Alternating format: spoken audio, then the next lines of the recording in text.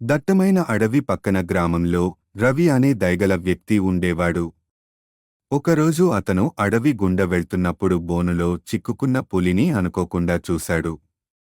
ఆ పులి అలసిపోయి నిస్సహాయంగా తనను విడిపించమని రవిని వేడుకుంది.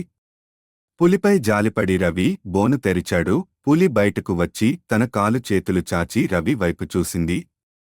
అయితే కృతజ్ఞత చూపించే బదులు పులి కళ్ళు ఆకలితో మెరుస్తున్నాయి మరియు అది రవిని బ్రింగివేయాలని ఉద్దేశించి అతనిపైకి దూసుకెళ్ళింది. రవి షాక్ అయ్యి భయపడి తన ప్రాణాలను కాపాడమని పులిని వేడుకున్నాడు. రవి భయంతో ఆనందించిన పులి రవి భవిష్యత్ నిర్ణయించడానికి 3 జంతువుల అభిప్రాయం తీసుకుంటానని చెప్పింది.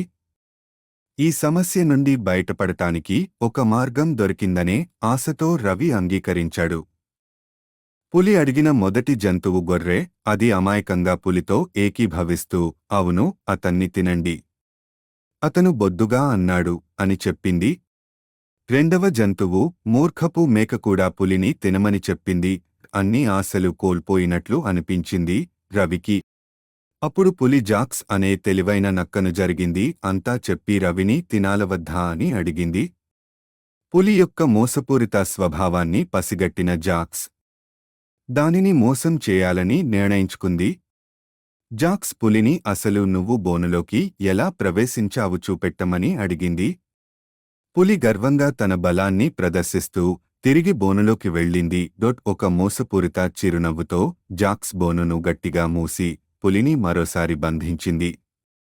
రవి ఆనందంతో మరియు ఉపశమనంతో